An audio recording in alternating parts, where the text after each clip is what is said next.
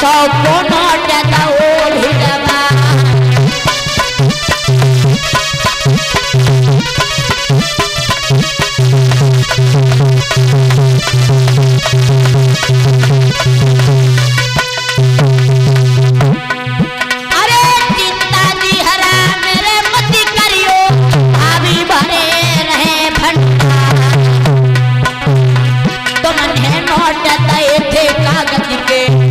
सोने को दिए भगवान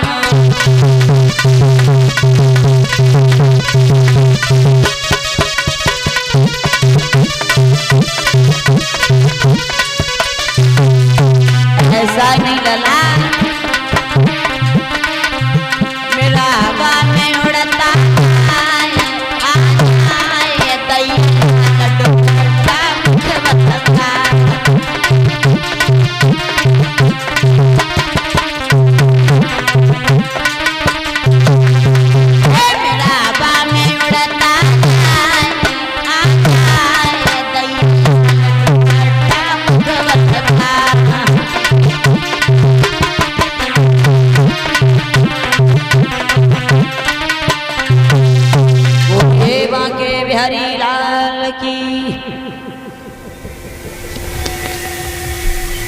आज मेरे भैया हर हर गंगा के किनारे श्री सुखदेव जी बोले हे राजन परीक्षित, आज मैया रुक्मिणी को नींद आ गई, सो जाती है। इधर रुकम ने जैसे ही देखा कि मेरी बहन की शादी द्वारकाधीश कन्हैया के साथ में तो कदापि नहीं करेंगे, उसी समय राजा रुकुम ने एक खत लिखवाना प्रारंभ किया। मंत्री से जवाब दिया, मंत्री मेरे साले सुषपाल के लिए एक खत लिखो और उसमें लिख देना क्या कि जितनी जल्दी हो सके अपनी सेना को तैयार करके कुंदनपुर में आ जाए, मेरी बहन की शादी उनके साथ होगी। ठीक है महाराज।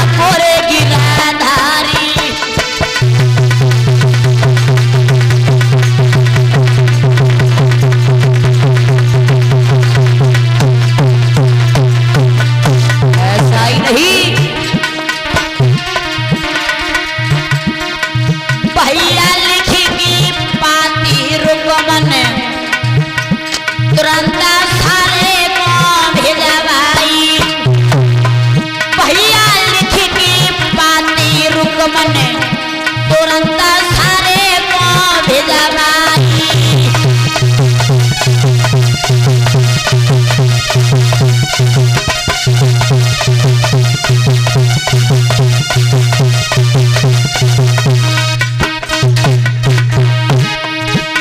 सारे को भिजवाई लेता सारे को भिजवाई।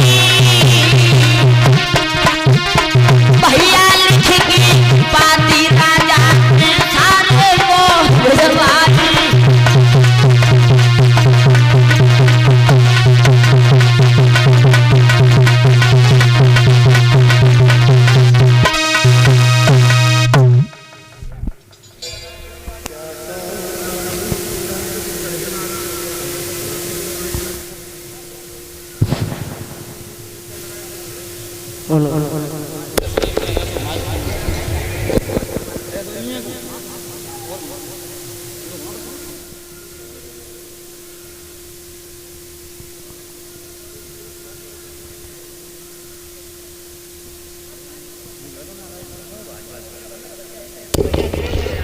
हेलो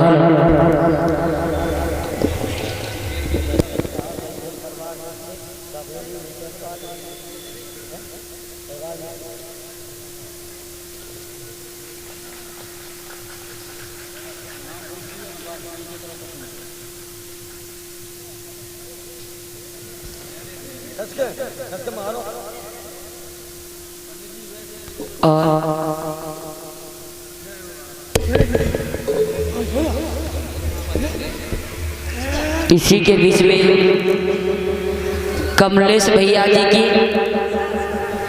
कमलेश भैया जो कथा मालिक है, इनके सासू माँ और ससुर जी यानी कि नीतीश भैया के मम्मी पापा, ये हमारे गले में नोटों का हार डाल करके हमें सम्मान किया है। भगवान से कामना करूंगी श्याम दान पुण्य में हाथ आगे बढ़ते रहे, समाज में सम्मान मिलता रहे, किसी भी जगह सम्मान कम ना हो, धन की प्राप्ति होती रहे, यही प्रभु से अभिलाषा है। प्रेम से बोलिए कन्हैया लाल की।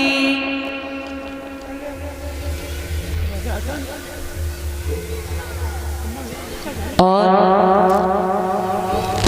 आज धीरे धीरे जब समय व्यतीत हुआ है,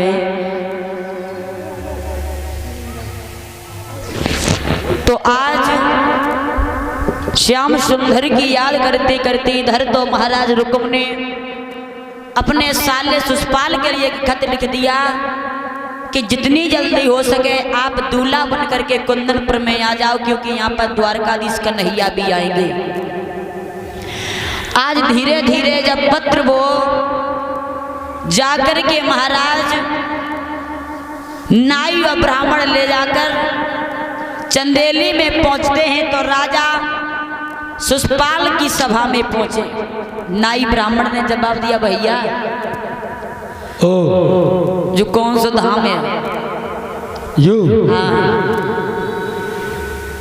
महाराज हाँ। कहाँ से आए?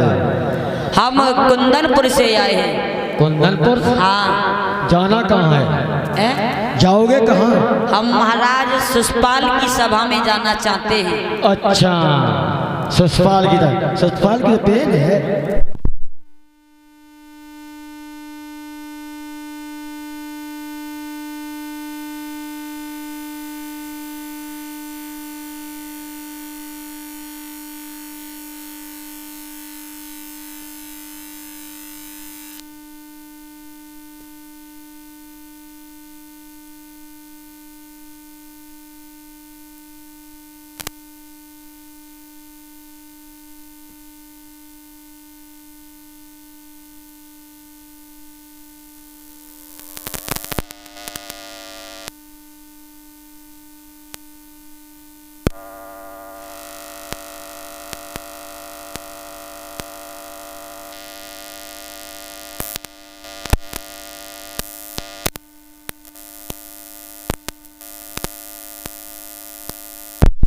अपने आप पे याद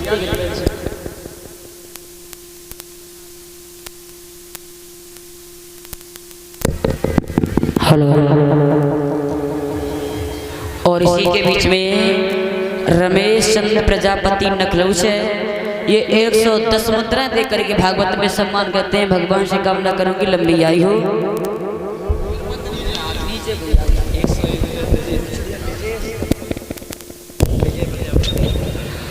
और इसी के बीच में विजय भैया